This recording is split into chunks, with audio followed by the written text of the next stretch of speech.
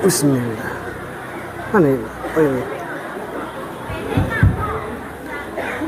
Cek, cek, cek, masuk. Bismillahirrahmanirrahim. Assalamualaikum warahmatullahi wabarakatuh.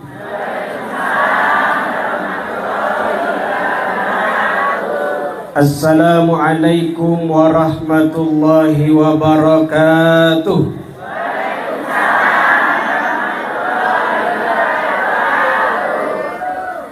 Ubur-ubur ikan lele. Cakep kenapa gitu sih? Ubur-ubur ikan lele. Gak ada cakepnya. Ulang lagi. Assalamualaikum warahmatullahi wabarakatuh.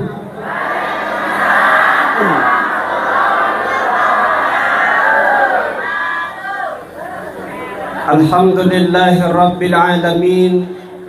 Wassalatu wassalamu ala habibil karim nabiyyina wa maulana Muhammadin wa ala alihi wa ashabihi ajma'in, amma ba'du.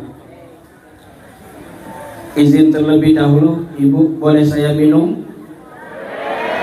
Mana airnya? Ini dari Madiun belum minum ini soalnya nih. Alhamdulillah, air putih aja. Kalau ada kopi sekalian. Kopi lebih mantap nih. Saya tungguin ya. Alhamdulillah, kita oleh Allah Subhanahu wa ta'ala diberikan nikmat iman, Islam, panjang umur, sehat wal afiat. Alhamdulillah.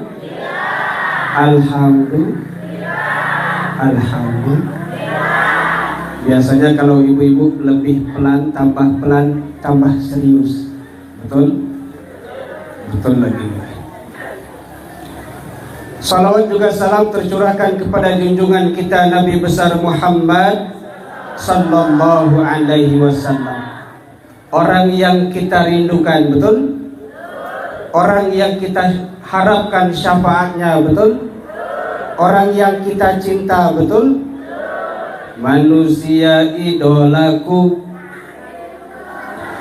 Ibu-ibunya gak bisa, kasihan.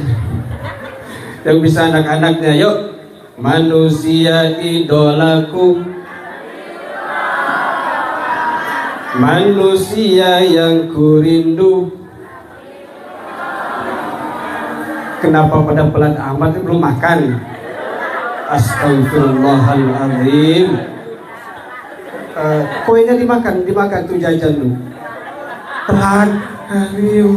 Muhammad, ya Allah. Kayak udah setahun gak dikasih jajan sama suami. Alhamdulillah. Orang yang kita rindukan, orang yang kita harapkan syafaatnya, beliau adalah Nabi besar Muhammad sallallahu alaihi wasallam. Oleh karena itu, jangan pernah lepas bibir kita dengan bersalawat kepadanya. Allahumma shalli ala Muhammad. Yang kencang. Allahumma shalli ala Muhammad. Allahumma shalli ala Muhammad.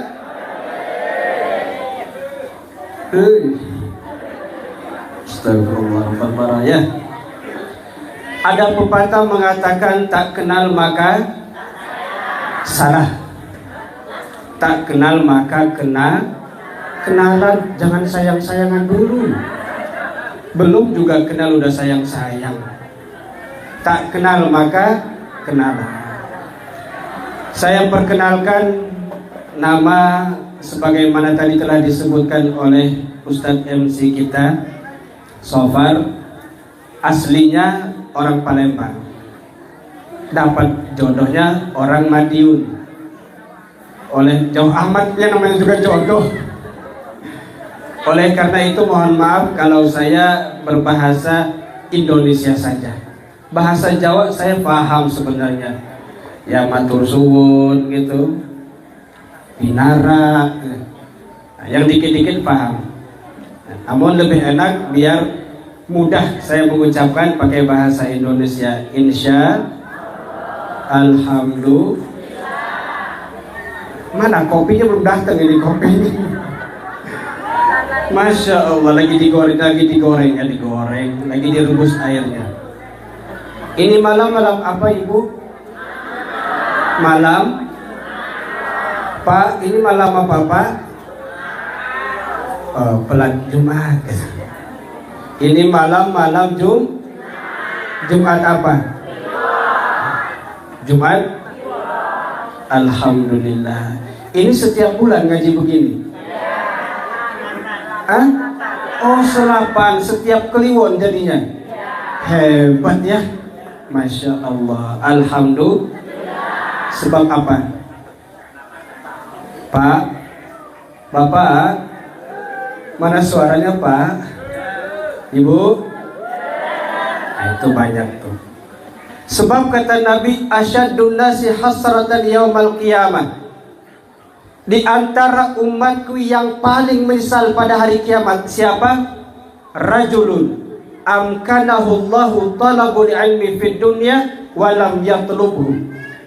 Adalah umatku yang semasa di dunia ada kesempatan untuk mengaji, ada kesempatan untuk menuntut ilmu, tapi dia tidak mengaji dan tidak menuntut ilmu. Ini umat yang akan sangat menyesal pada hari kiamat nanti. Maka alhamdulillah kita malam hari ini ada kesempatan dan semuanya hadir di majelis ilmu. Alhamdulillah. Yang kedua, orang yang makin rajin ngaji, makin rajin menuntut ilmu, akan makin mendekatkan kepada Allah Subhanahu. Man izdada ilman wa lam yazdad huda lam yazdad minallahi illa bu'da.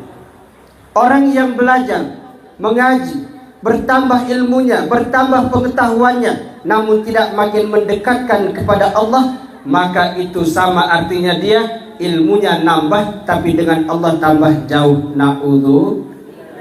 Tapi insya Allah ibu-ibu di sini sudah kelihatan semua ahli surga. Amin. Wajahnya sudah bersinar semua. Amin. Karena ada lampu yang terang. Mantap. Masya Alhamdulillah. Udah ngantuk belum? Ikan sepat, ikan gabus. Yang kompak kenapa? Ikan sepat, ikan gabus. Berenang di air tawar. Lebih cepat, lebih bagus. Perut kita sudah pada lapar. Ini mana kopinya? Ini mana kopinya? Alhamdulillah. Masih digoreng kata ibu. Ya Allah. Karena memang kopi itu adalah menemani di saat mengaji. Udah jam 12 kurang 4 jam. Kurang 4 jam. Kata para ulama, baqaitu fid dunya li salasin. Aku betah hidup di dunia ini karena 3 perkara. Pertama, li qiyamil lail, karena salat malam. Jadi para ulama, orang-orang soleh itu kenapa mereka betah di dunia? Karena nikmat pertama dengan salat malam. Yang kedua, mutala'atul kutub. Mereka membaca, mengaji kitab-kitab, memahami hadis-hadis. Itu yang kedua. Yang ketiga apa? Wasyurbil gahwati, yang membuat betah hidup di dunia karena bisa minum kopi.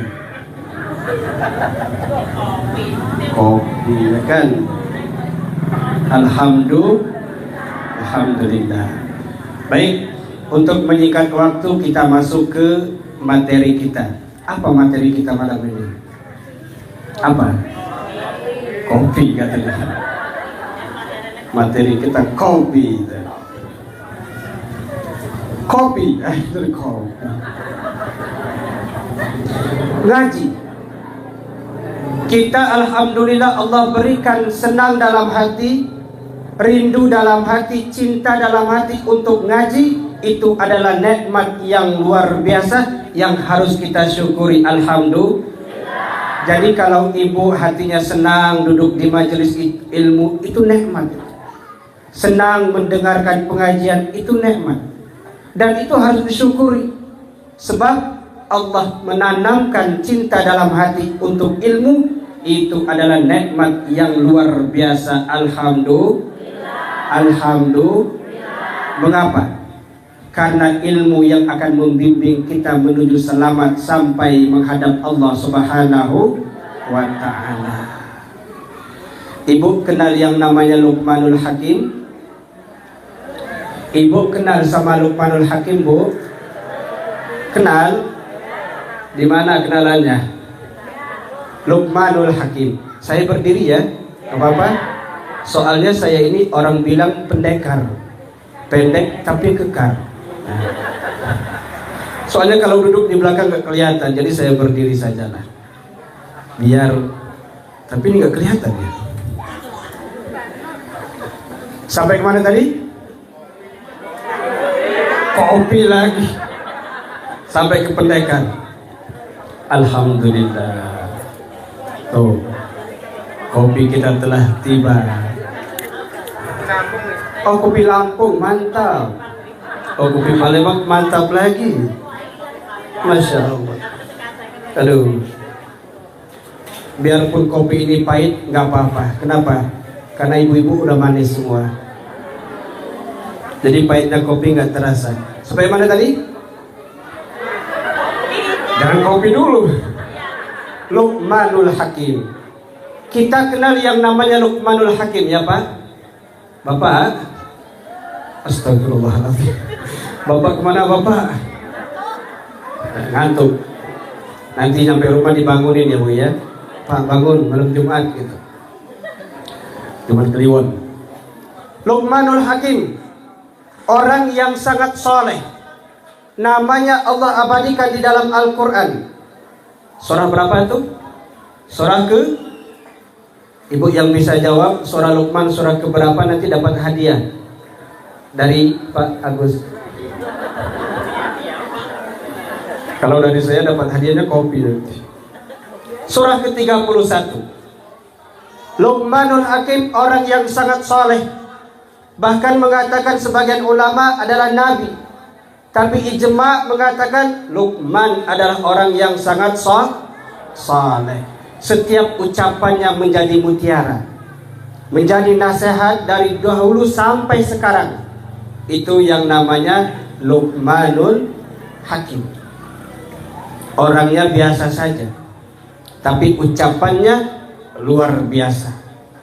Luqmanul Hakim ini berucap kepada anak. Dia menyampaikan kepada anaknya, ya bunayya wahai anakku. Ya bunayya wahai, halo, wahai anak, wahai anak. Kalau bahasa Arab, bunayya itu panggilan kepada anak, panggilan sayang. Ya bunayya, wahai anakku. Kadir heula kesini sebentar. Ya bunayya, wahai anakku, kata Luqmanul Hakim, innan nasa salasatu aslasin. Nah, manusia itu terbagi 3 bagian. Manusia itu terbagi berapa Bu? Berapa Bu? Berapa Pak? Alhamdulillah, udah melek ya, karena ada kopi. Manusia itu terbagi 3 bagian. Thuluthun lillahi wa thuluthun li nafsihi wa thuluthun lidudi. Sepertiganya akan kembali kepada Allah Subhanahu wa ta'ala. Sepertiga lagi akan menjadi milik manusia itu. Dan sepertiga lagi akan menjadi milik cacing tanah.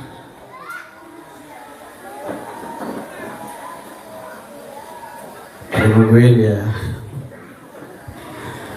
Fa amma ma huwa lillahi farruhuhu. Wahai nak, kata Luqmanul Hakim, yang akan kembali kepada Allah itu adalah roh. Apa? Roh. Apa?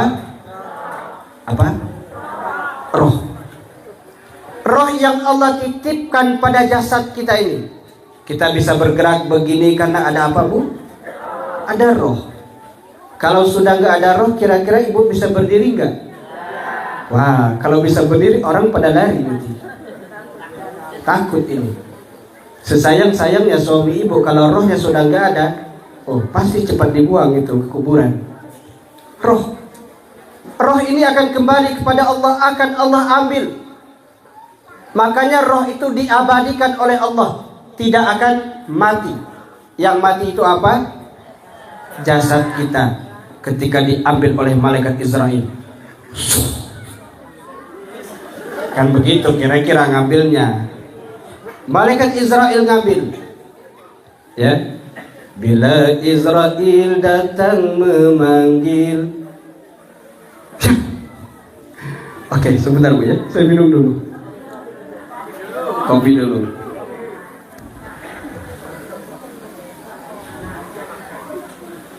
Aku Viva.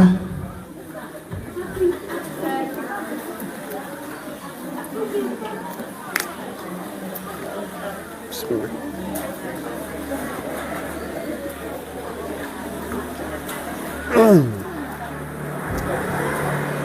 Alhamdulillah, 1,5 jam nggak kena air putih dapat juga. Alhamdulillah.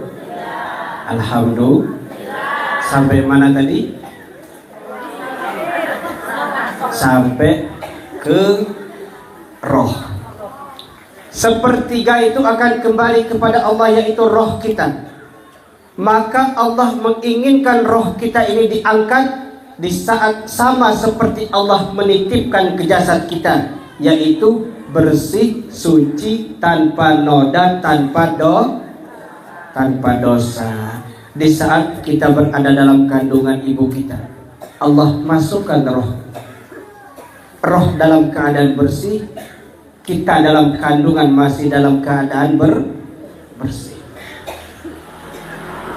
Dan Allah ingin mengambil lagi ini roh dalam keadaan bersih juga. Tapi setelah kita dewasa, kita banyak berbuat dosa, kita banyak berbuat khilaf dan salah, roh kita juga terkontaminasi, roh kita juga ternodai. Maka dengan apa Bu agar roh kita ini bersih? Dengan banyak Astagfirullah Rabbal Astagfirullah. Mantap itu suaranya Bu. Istighfar boleh kita. Jadi kalau ibu mending istighfar daripada bengong ya Bu ya. Lagi nyambel ngulek cabai, astagfirullahaladzim. Lagi mikirin cabai harganya naik, astagfirullahaladzim gitu. Suami manggil pura-pura gak dengar, astagfirullahaladzim. Istighfar ya. Karena istighfar itu akan membersihkan roh kita. Allah firmankan dalam surah Hud ayat 3 itu, a'udzubillahi minasyaitonirrajim, wa anistaghfiru rabbakum tsumma tubu ilaihi yumatti'kum mata'an hasanan ila ajalin musamma. Wa anistaghfiru rabbakum, mohon ampunlah kepada Rabb kalian Allah Subhanahu. Apalagi di bulan Ramadan ini. Kita masih tanggal berapa ini Ramadan Bu? Tanggal berapa Bu? Jangan ngantuk dulu. Tanggal 13. Setiap malam di bulan Ramadan dan di luar bulan Ramadan, Allah memanggil kita sebagai hambanya. Apa Allah panggil? Hal min mustaghfirin faghfiru alaihi. Hei hambaku, mana di antara kalian yang mohon ampun kepadaku? Aghfiru alaihi, aku ampuni, kata Allah. Kita tidak pernah merasa bersih dari dosa, betul? Ada nggak yang merasa nggak pernah berdosa? Nggak ada kan? Yang ada angkat tangan. Nggak ada. Semua kita pernah berdosa, karena setiap hari kita tidak lepas dari yang namanya baik itu dosa mata ataupun dosa mulut ataupun dosa telinga. Di mana-mana ada di sini dosa, di situ, di mana-mana. Astagfirullah. Di mana-mana berdosa. Tidak kita sadari atau kita sadari, dengan sengaja atau tidak sengaja kita melakukan dosa itu.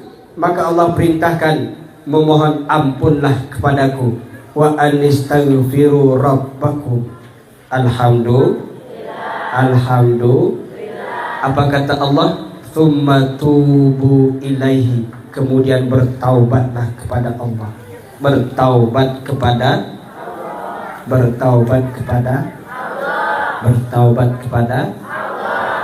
taubat. Kita tidak pernah merasakan dalam keseharian kita ini lepas dari dosa. Allah perintahkan bertaubat, dan Allah janji akan menerima taubat kita itu. Ya.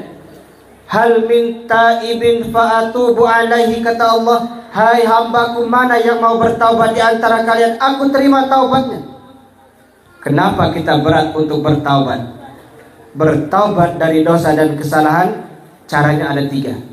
Caranya ada. Sebentar, saya ngopi dulu. Alhamdulillah. Pak, ngopi Pak.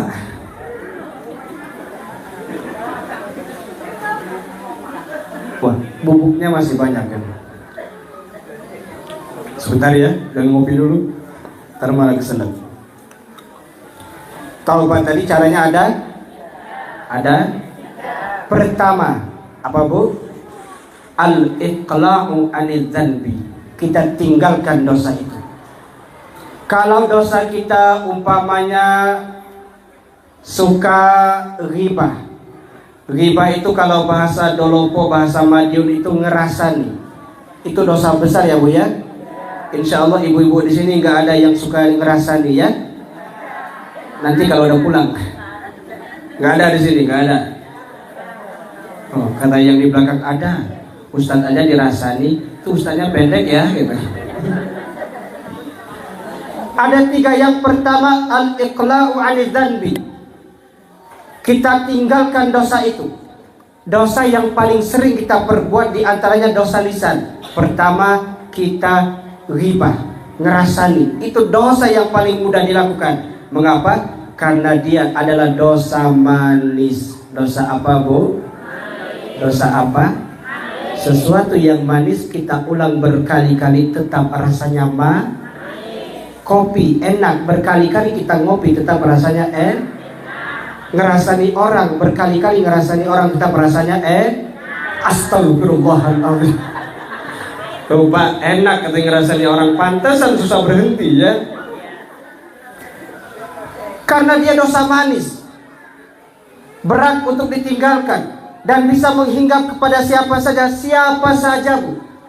Mau ibu-ibu, mau bapak-bapak, mau ustadznya ya. Mau yang pejabatnya, mau yang rakyatnya, semuanya bisa dihinggapi oleh yang namanya ghibah. Ini dosa yang paling sederhana. Kita bertaubat dari dosa ini, yaitu kita tinggalkan. Jangan pernah lagi suka ngerasani orang. Insya siap tidak ngerasani orang lagi Bu? Siap Bu? Siap nggak ngerasani orang lagi? Janji? Ada yang takut aku nggak jawab kan? Astagfirullahaladzim. Tidak ada orang yang lebih sayang kepada diri kita melebihi diri kita sendiri. Kalau kita tidak berjanji pada diri sendiri untuk meninggalkan perbuatan dosa, orang lain gak akan ada yang peduli, betul? Jangankan orang yang jauh, orang yang paling dekat saja. Ibu punya suami paling dekat tuh.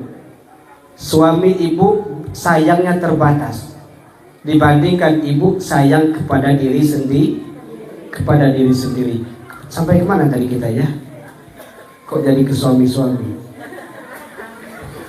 Dosa manis. Kita bertaubat dari dosa-dosa yang paling sering kita lakukan, dosa manis. Ghibah, berdusta itu dosa manis Bu, dan itu dosa besar. Insya Allah di sini gak ada yang suka berbohong, amin. Ya Rabbal, kelihatan semuanya muka-muka bahagia, amin. Muka-muka jujur semua, amin. Di sini, alhamdulillah. Berdusta, ghibah, dusta, adu domba, apalagi itu dosa yang sering kita ucapkan, kita omongkan itu. apa? Dengki, itu dosa manis semua itu. Dan ini kita harus bertaubat dari dosa yang setiap hari kita selalu melakukannya. Siap untuk bertaubat dari dosa manis? Tinggalkan dosa manis itu. Siap? Kita tinggalkan ghibah. Saya mau kasih catatan sedikit aja ya. Nanti kalau mau bab ghibah, kita khusus bab ghibah, pembahasannya 2 jam. Insya Allah. Biar waktunya pas. Ini udah jam 10 kurang 1 jam. Bu.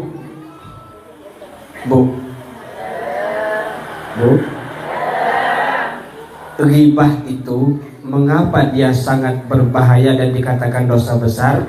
Sebab kalau kita menghibah orang, ibu ngerasani orang, itu artinya ibu memberikan pahalanya kepada orang itu. Kira-kira rugi apa untung? Rugi kan? Kok kenapa masih dilakukan itu? Kita tahu itu rugi, tapi harus kita tinggalkan. Rugi dong kita memberikan pahala kebaikan kepada orang lain, betul? Makanya kalau Imam Abdullah ibnu Mubarak, kalau dia ditanya, wahai Abdullah ibnu Mubarak, bagaimana menurutmu tentang ghibah?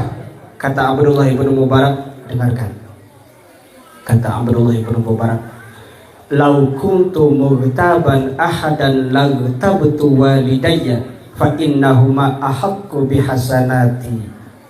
Kata Abdullah ibnu Mubarak, kalau aku harus terpaksa menghibah, terpaksa ngerasani orang, yang akan aku ghibah adalah kedua orang tuaku.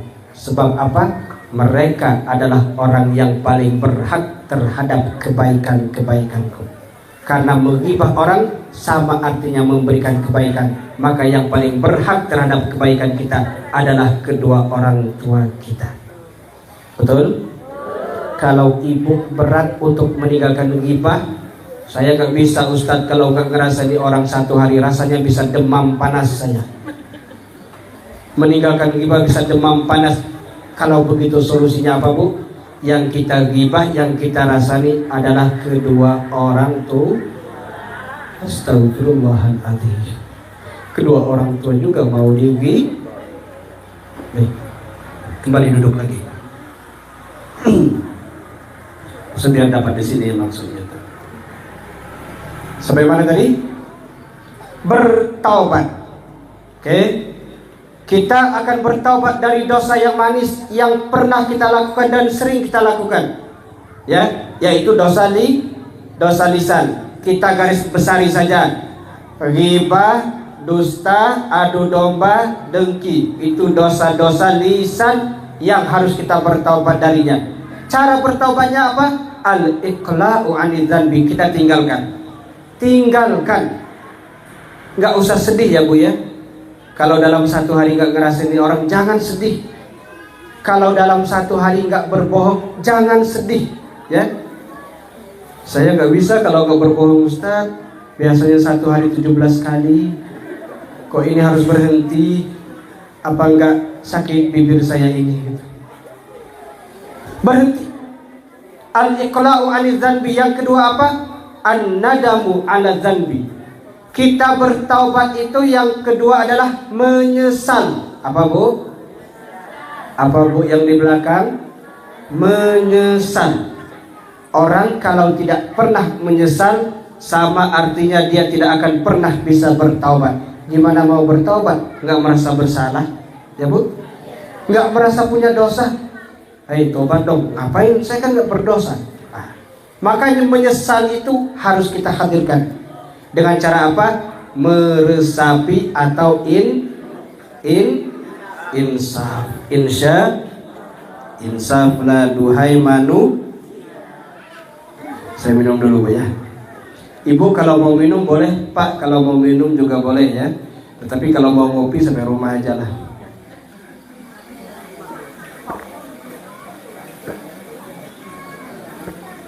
Mantap. Apa tadi mereknya ini? Aku FIFA.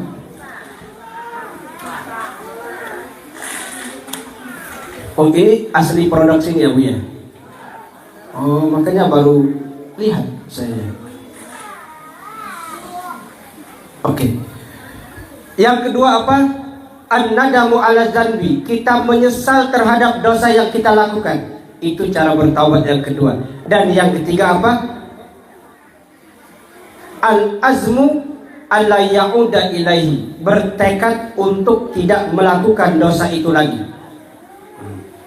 Harus bertekad untuk tidak melakukan dosa itu lagi. Insya kalau ini dosa berhubungan dan berkaitan kepada Allah Subhanahu. Tapi kalau dosa antara sesama kita, tambahin satu lagi apa? Meminta maaf. Apa Bu? Meminta maaf. Caranya bagaimana? Saya kasih tahu Bu. Kalau ibu berdosa kepada teman, umpamanya lah, ibu ngerasani dia, itu kan dosa kepada teman. Maka cara kita minta maaf kepadanya. Kalau teman ibu nggak tahu ibu ngerasani, nggak usah disampaikan apa yang ibu rasani itu. Ya, langsung datang aja minta maaf ya. Mudah-mudahan kesalahan di antara kita semuanya dimaafkan. Nggak usah diceritakan. Nanti kalau diceritakan nggak jadi dia memaafkan. Bu, saya minta maaf ya, kemarin saya ngejelek-jelekin ibu sampai begini-begini, sampai ibu berantem-berantem. Nah, itu malah nggak dimaafin, malah jadi berantem. Nah, itu kalau dosa yang berkaitan dengan manusia. Pertama, kita tinggalkan perbuatan dosa. Yang kedua, menyesal.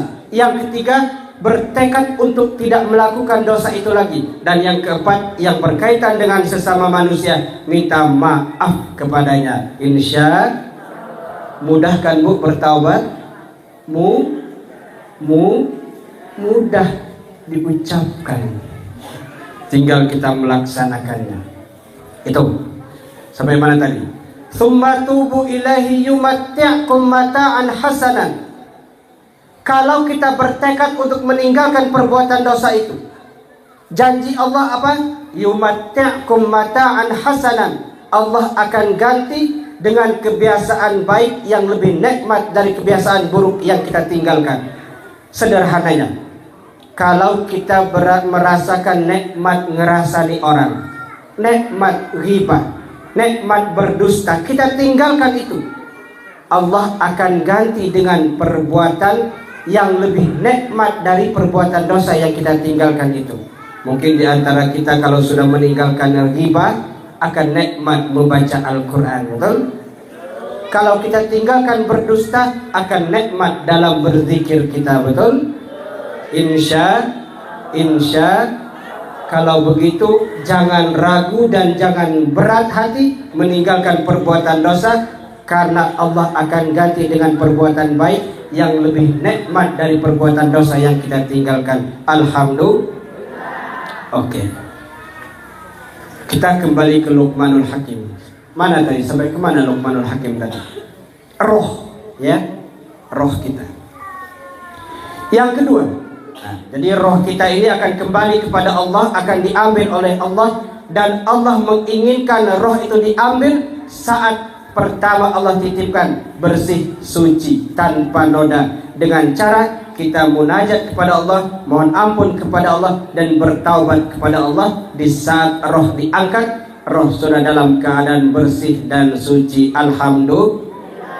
Yang kedua, kata Luqmanul Hakim, ya bunayya wa amma thuluthun li nafsihi fa'amaluhu.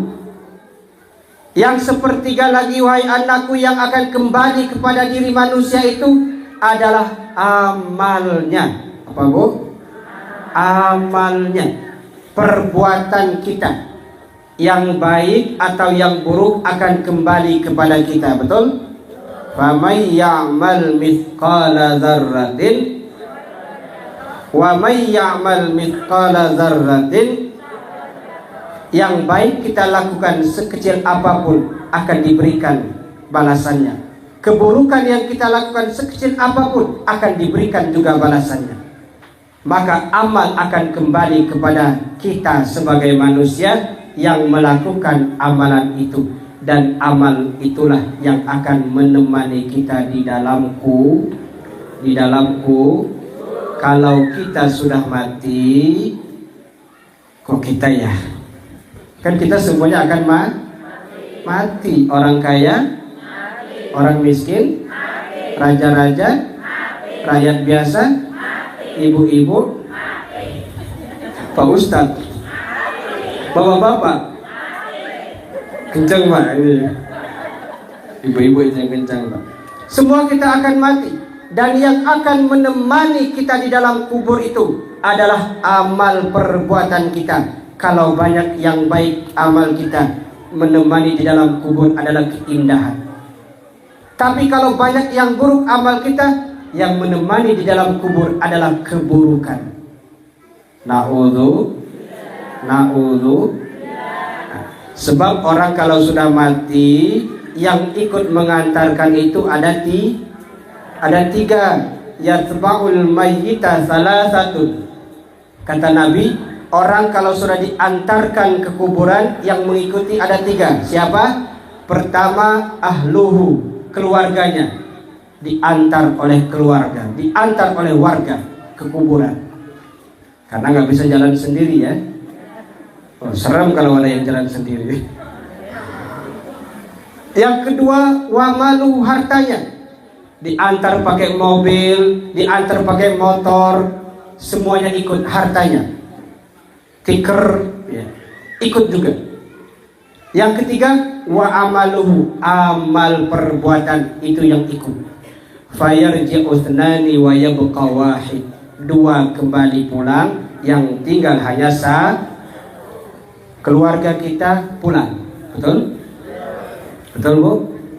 Orang yang paling sayang kepada ibu, memuji-muji, menyanjung-nyanjung ibu, suami, ibu mati dimasukkan ke dalam kuburan, suami akan pergi. Walaupun ibu cantik jelita, kalau sudah mati suami akan betul Bu? Walaupun ibu cantik jelita, Israel tiba tiada berharga, suami menangis sebelah mata, sebelah melirik si janda muda. Minum dulu lah.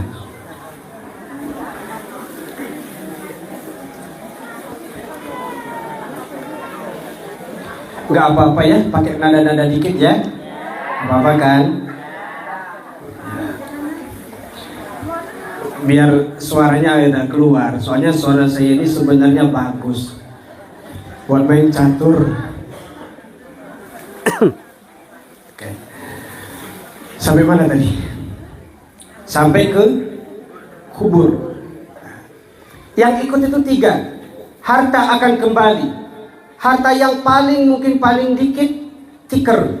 Dari setelah kita dimasukkan ke dalam kubur, tikar juga akan diambil, nggak ada yang tersisa.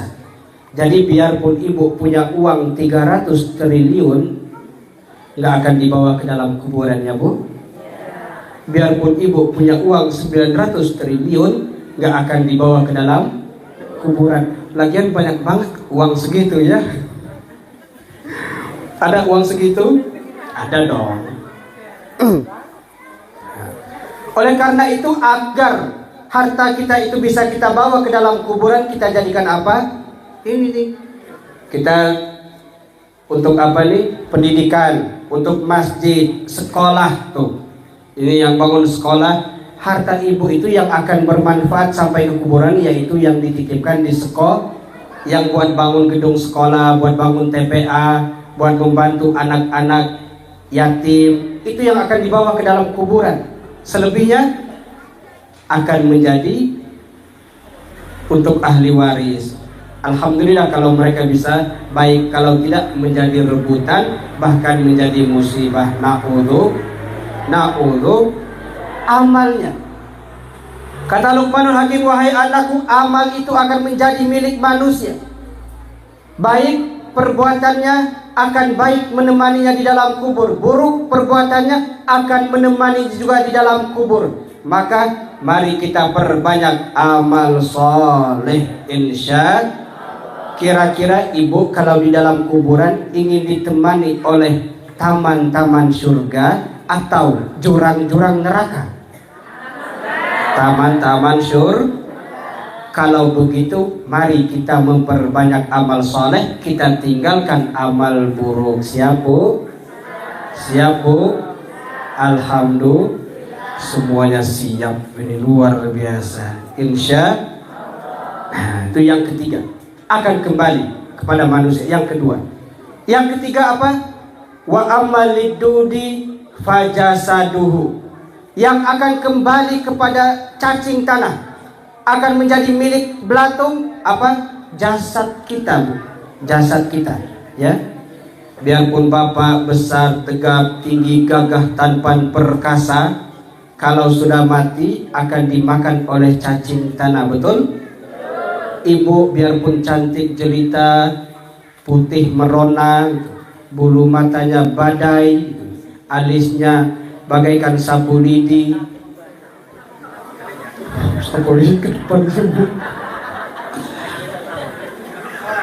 masuk ke dalam kuburan dimakan oleh cacing, betul? Betul lagi. Masya Allah. Karena kita semua akan masuk ke dalam gak usah takut bu, akan masuk ke dalam kuburan ya.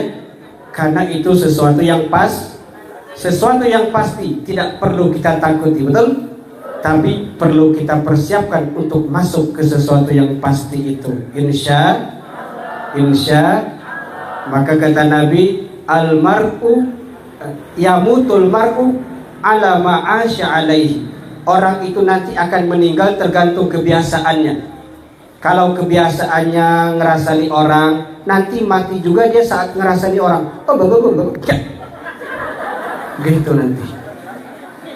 Tapi kalau kebiasaannya yang baik-baik, di saat roh dicabut, dia sedang melakukan kebiasaan baik-baik itu, betul?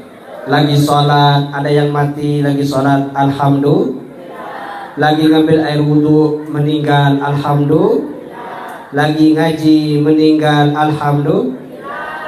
Mau? Sekarang? Jangan ya. Insya Allah. Nggak tahu kita ya.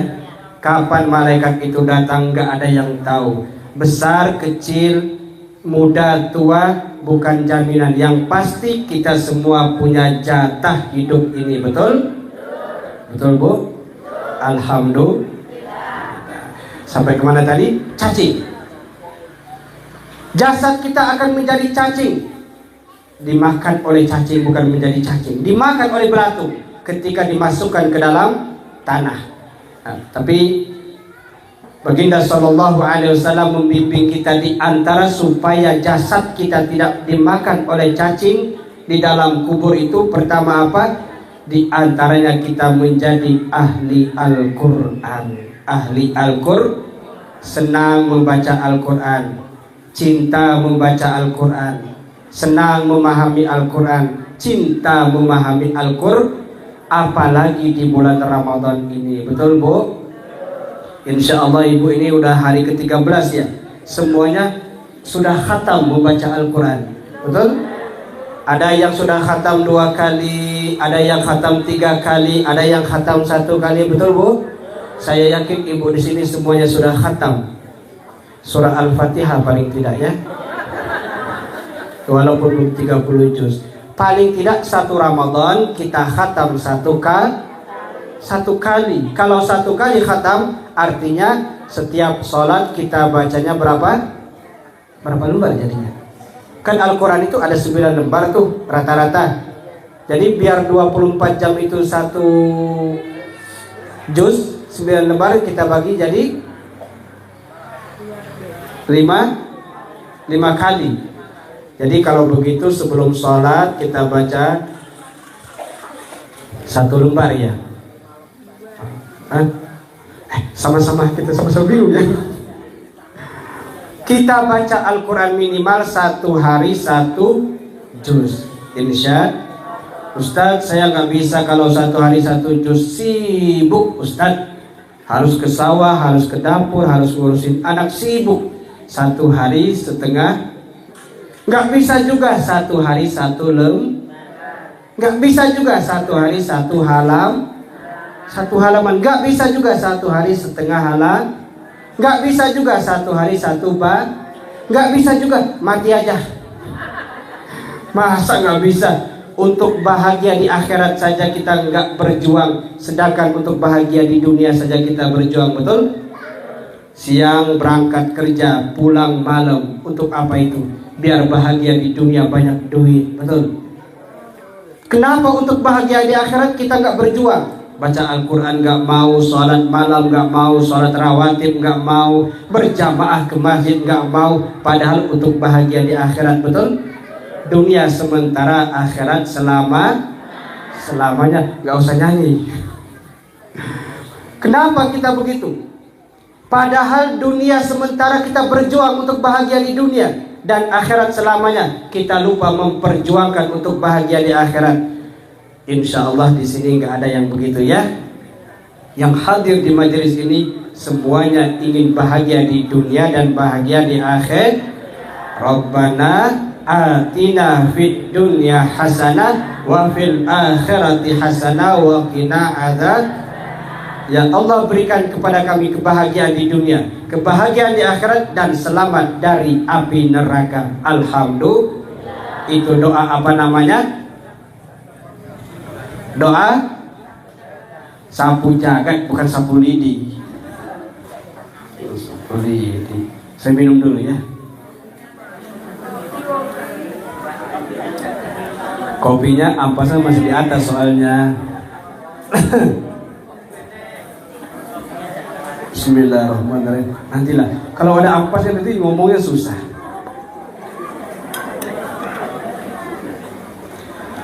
Alhamdulillah. Sampai mana tadi?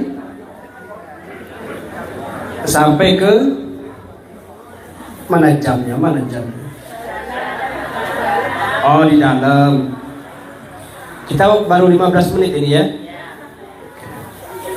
Kalau sudah 1 jam kurang kasih tahu ya Bu ya, biar kita tutup dengan doa, biar kita siap-siap sahur. Udah masak sahur belum? Masak apa malam ini? Gak usah masak ya, masih ada sisa pagi, sisa sore. Sampai mana tadi?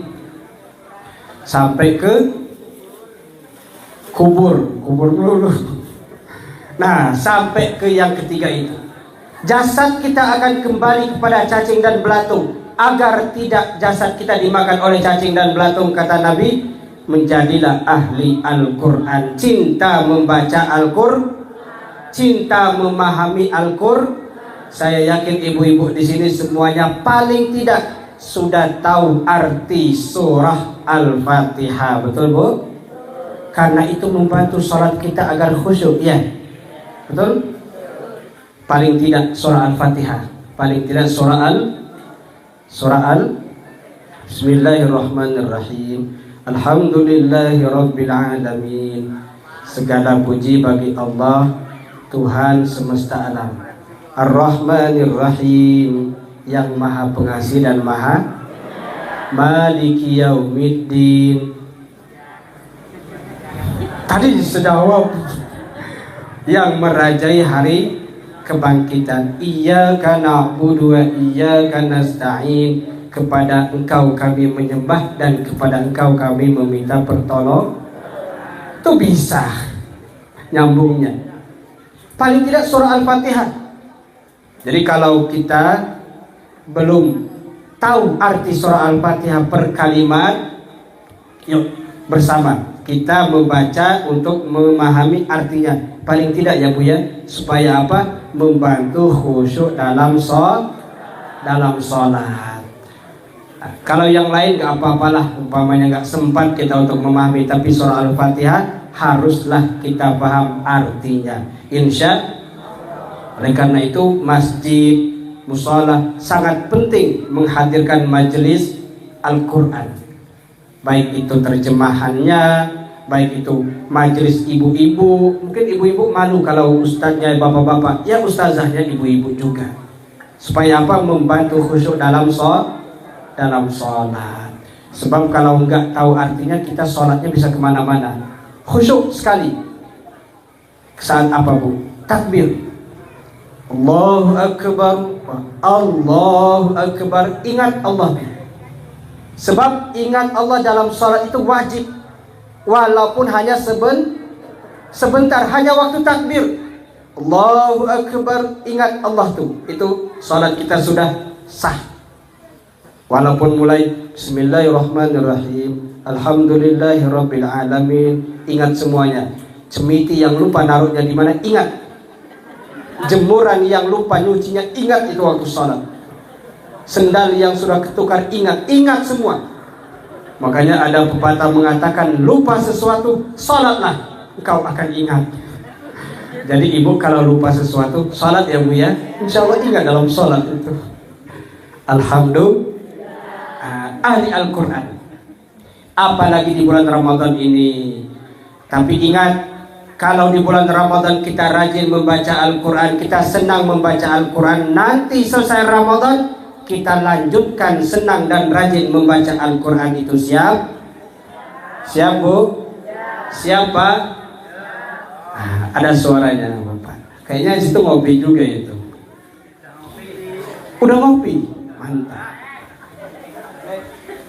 Kalau kebaikan, kebiasaan baik di bulan Ramadan ini, setelah Ramadan kita lanjutkan. Biasa di bulan Ramadan ini salat berjamaah di masjid.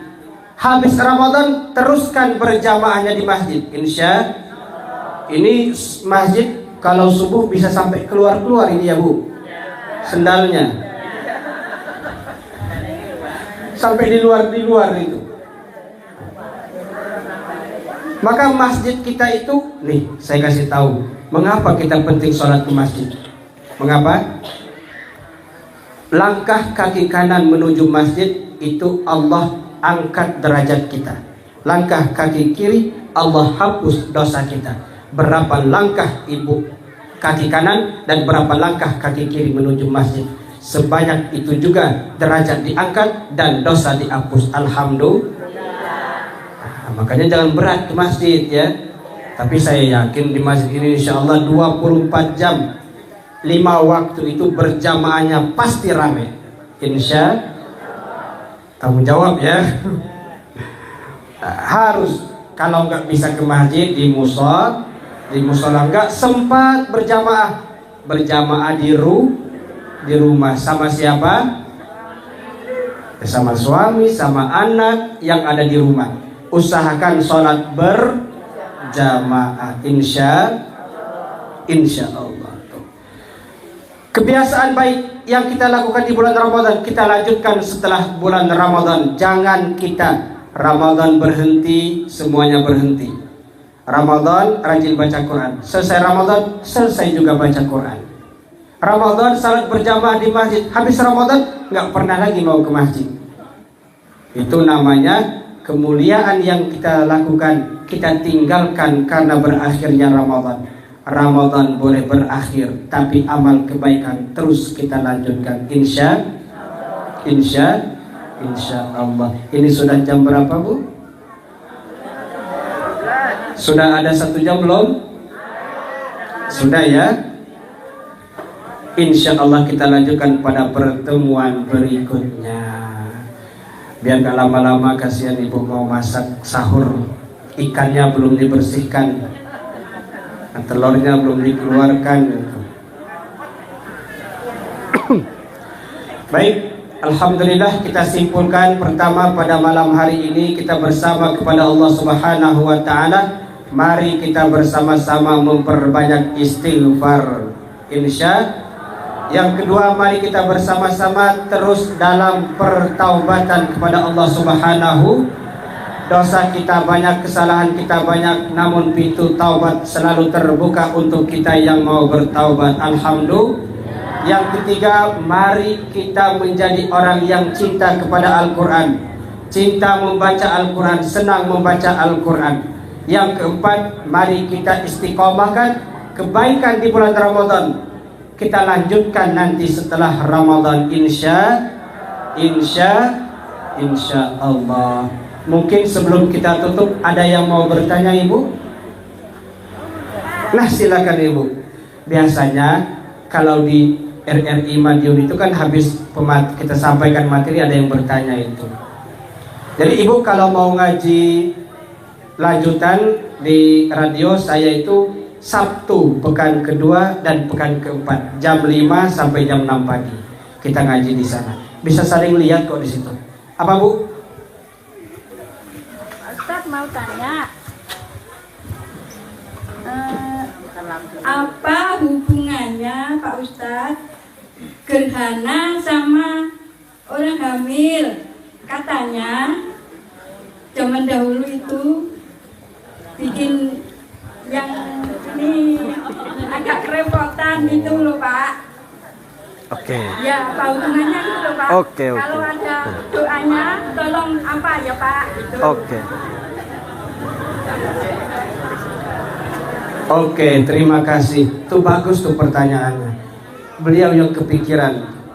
Apa hubungannya gerhana dengan orang hamil? Orang hamil dengan pertama, ketika gerhana itu terjadi, apa kata orang-orang Mekah? Wah, ini terjadi gerhana ini. Apa mereka katakan? Ini karena anak Nabi Muhammad meninggal. Sebab di saat gerhana terjadi, putra beliau meninggal yang bernama Abdullah. Orang kafir Makkah mengatakan begitu. Ini karena meninggalnya anak Muhammad terjadilah gerhana. Lalu apa? Turunlah firman Allah Subhanahu wa ta'ala. Lalu kata Nabi Muhammad SAW, inna syamsa wal qamara ayatani min ayatillahi la yankhasifani li mauti ahadin wala li hayatihi. Matahari dan bulan adalah tanda-tanda kebesaran Allah.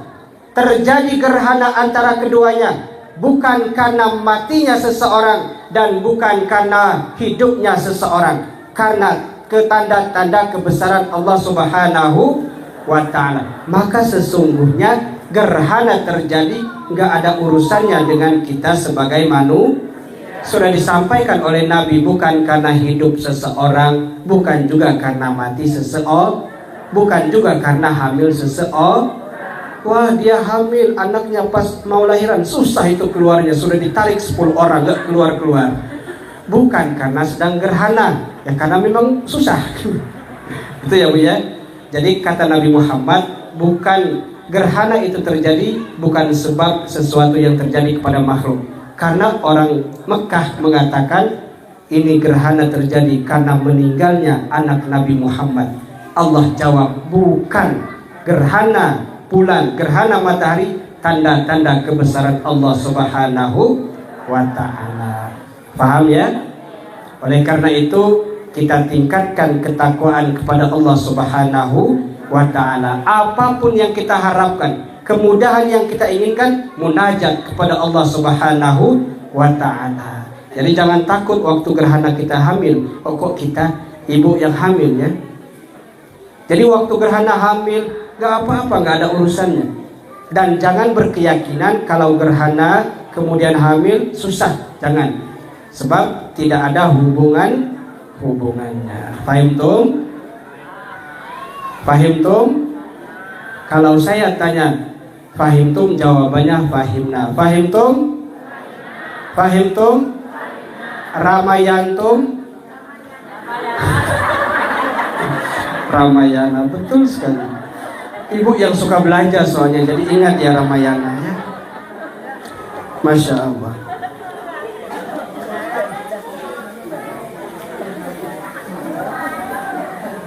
Sudah ya Bu ya?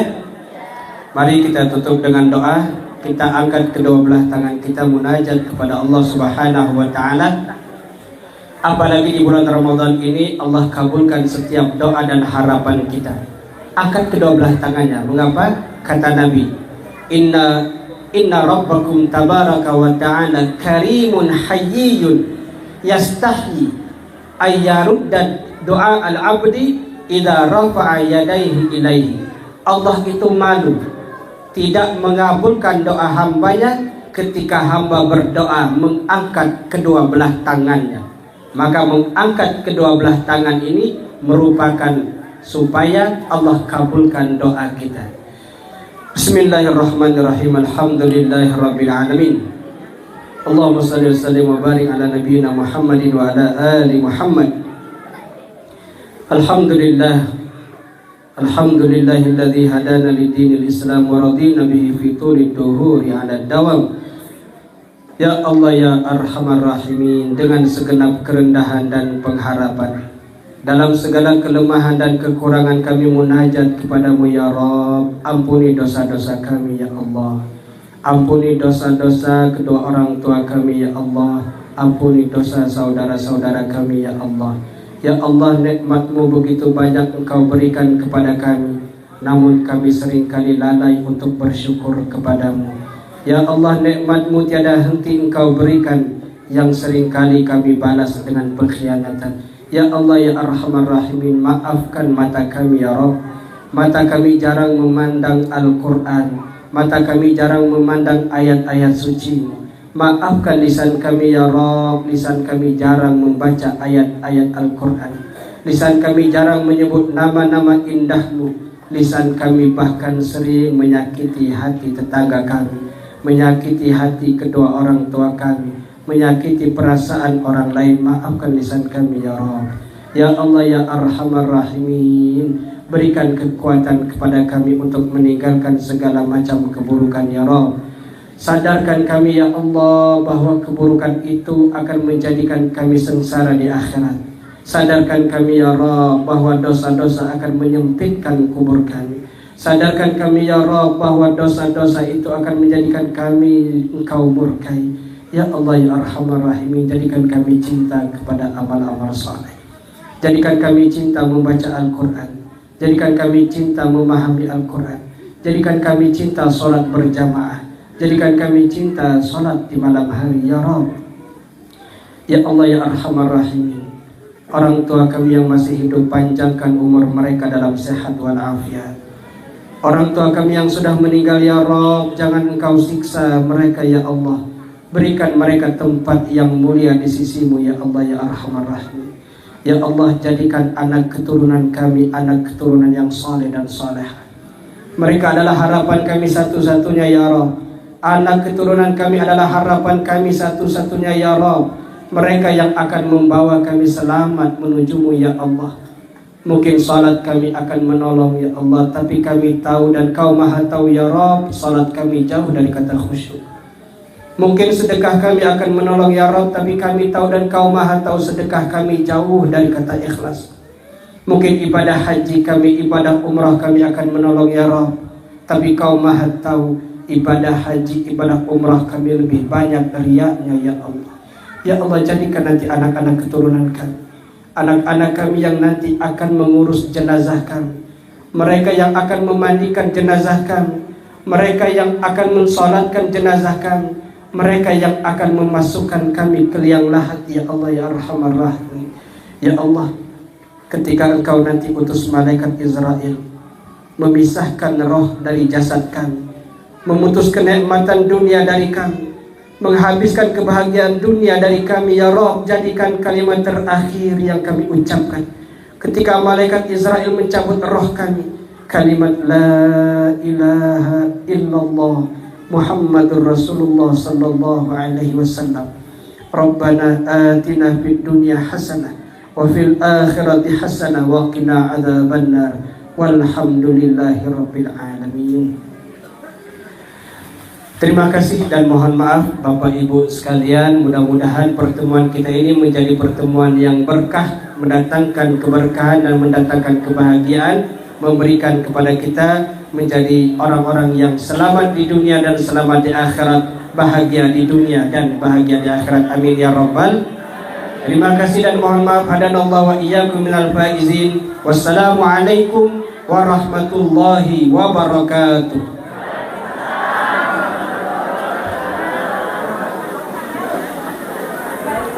Alhamdulillah.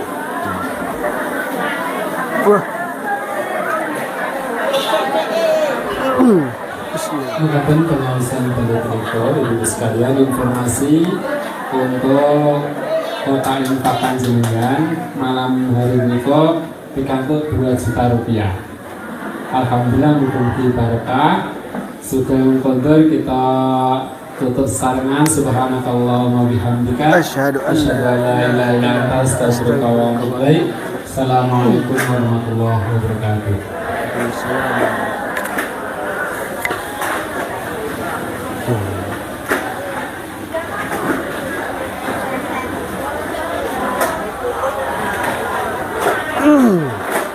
Alhamdulillah. Ini